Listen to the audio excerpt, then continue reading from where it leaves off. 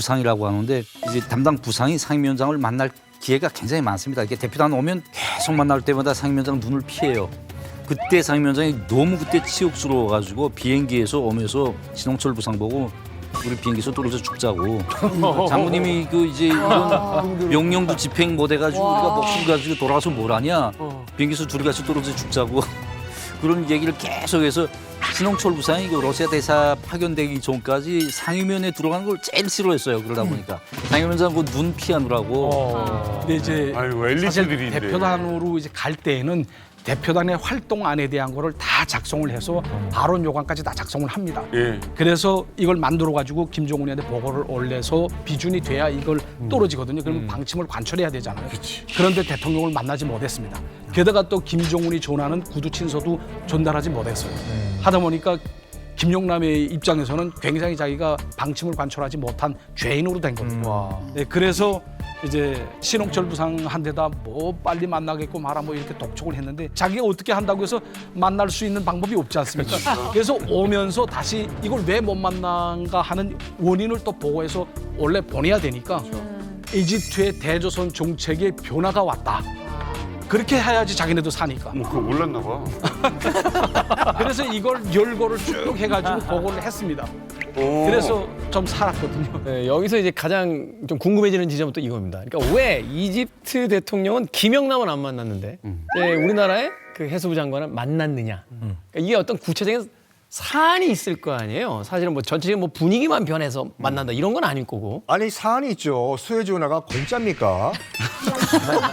수에즈 운하는 사용료를 받아요 이집트가. 그래. 수많은 유조선, 컨테이너선, 상선들 통과하면 사용료를 내지 않습니까? 그럼 이집트가 받아요. 예. 지금 그 수에즈 운하 확장 개통식이잖아요. 이거는 신상품 발표회예요. 그리고 주요 잠재 고객들을 다 부른 상태거든요. 고객들이지. 사십시오, 우리 제품. 북한은 우리 고객들이 싫어하는 국가잖아요. 그리고 거기 이용도 안 해. 북한은 이 잠재 고객의 불청객이에요. 거기다 괜히 사진 찍히면 곤란하기만. 그러니까 잠재 고객들, 왜 우리 불청객을 왜 불렀습니까? 우리 갑니다. 라고 하면은 큰일이잖아요. 당연히 안 만나죠. 그렇지. 이집트가 북한의 우방이라는 생각은 굉장히 시대착오적인 게 그게 70년대, 기껏해 80년대 얘기거든요.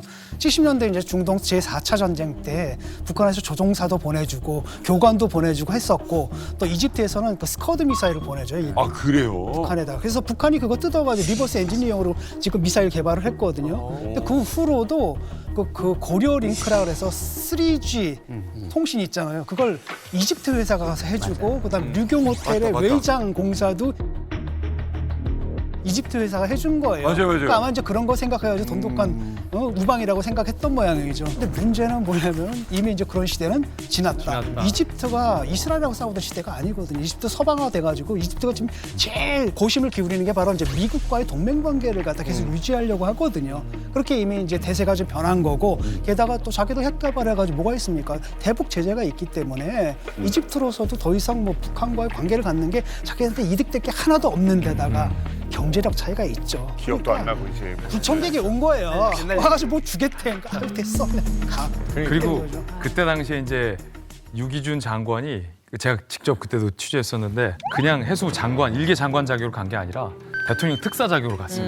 그러니까 북한의 국가 수반이 날라왔고 한국의 대통령 특사가 왔을 때 이집트 대통령을 누굴 만나는 게 이득이 될까 주판을 굴렸는데 그때 박근혜 정권의 이 친서에 뭐가 담겼냐면 제2 수에즈 운하 확장식에 한국 기업 어디가 구체적으로 참가할 것이다라는 확정적인 의사 표현이 그 안에 담겨 있었거든요. 그러니까 지금 가게 새로 확장해서 새 손님들 지금 막 오픈식 하고 있는데 이 가게 처음 조그맣게 시작할 때 의자 몇 개 사준 그 이후에 계속 막걸리만 먹는 동네 친구가 찾아와서 좀 깽판 치려고 하니까 왜안 불렀어요? 그러니까 왜 날 안 왜 안 만나줘? 사장 나오라고 해. 저도 이제 여기서 궁금해지는 게 우리 또 고 원장님 일이 좀 잘못됐을 때는 강제로 좀 단식을 하셨잖아요. 맞아. 유 대사님은 그때 강제로 단식 같은 거 굶어야지, 굶어야지. 몇 개 굶어야 되는데. 아니 그때는 뭐 김영남 상임위원장은 굶었어요. 근데 저희는 굶지는 않았습니다.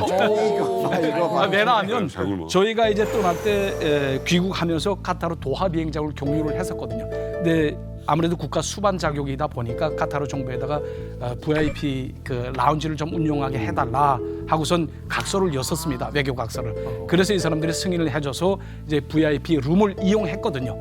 예, 상임위원장이. 근데 VIP 룸을 이용했으니까 상임위원장은 그 안에 들어가 있었고 우리는 라운지 밖에서 이제 쭉 뷔페 형식으로 식사가 쭉 마련되어 있는 거를 뭐 우리야 뭐 대표단 수행원으로 따라갔기 때문에 크게 잘못이 없지 않습니까? 그러니까 거기 안 먹은 사람이 안 먹은 사람은 상임위원장하고 신흥철 부상 2명이 안 먹고 나머지 사람들은 다 맛있게 먹었어요. 이쯤 되면 김영남 오면은 아 오늘 굶겠구나.